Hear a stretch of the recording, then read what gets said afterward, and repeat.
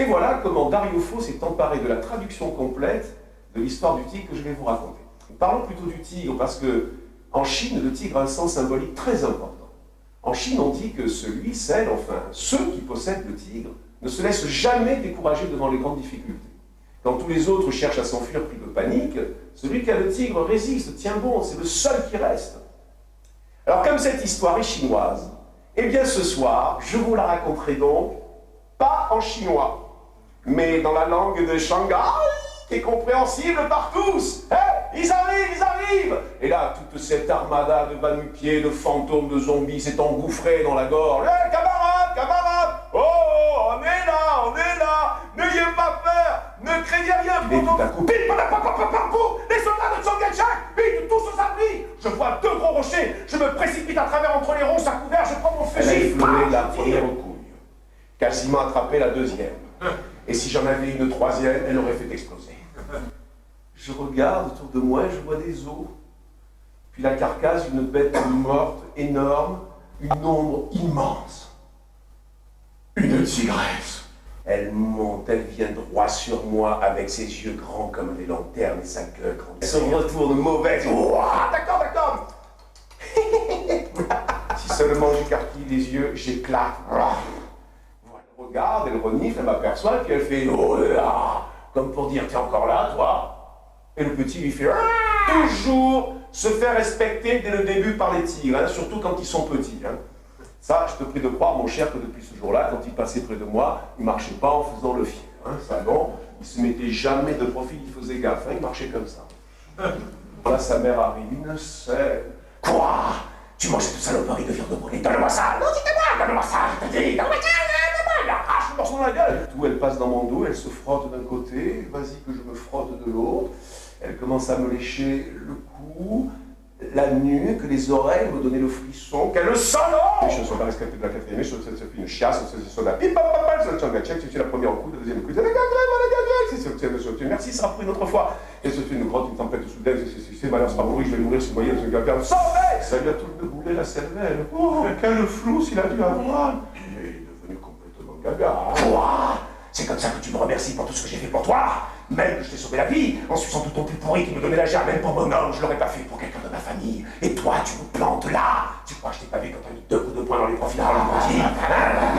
Eh ben oui, ah, c'est gros. Eh ben là, il est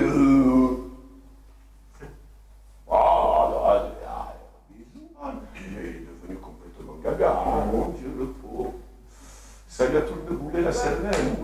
On entend la voix d'un petit vieux au sommet de la montagne qui se met à crier « Au secours! Mes amis, mes compagnons! Les soldats de Chiang Kai-shek sont dans notre village! Ils massacrent les chevaux, les vaches! Ils tuent les femmes, les cochons!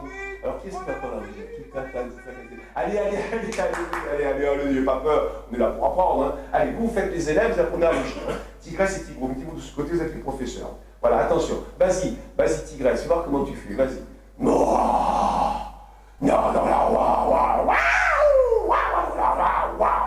voilà, t'as compris? Hein? Voilà, hein? Vas-y, toi, fais voir comment tu fais.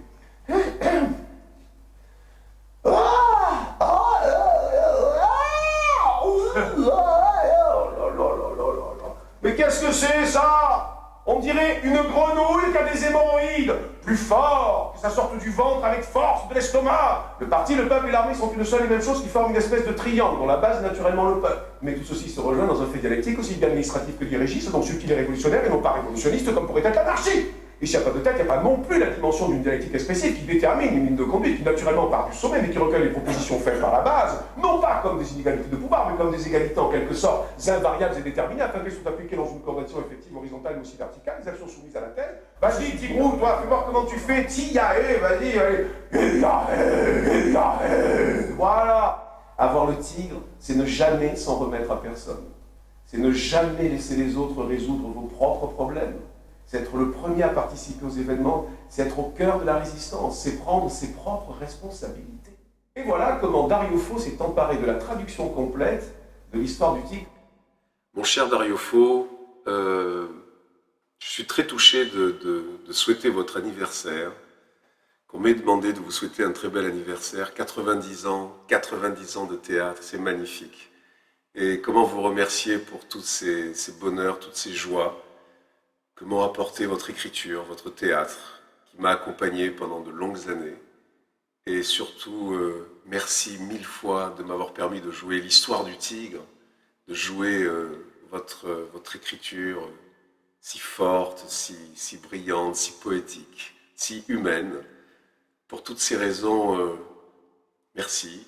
Et puis, je vous souhaite un merveilleux anniversaire et encore 90 printemps, encore de théâtre et toujours plus de pièces et toujours plus de drôleries.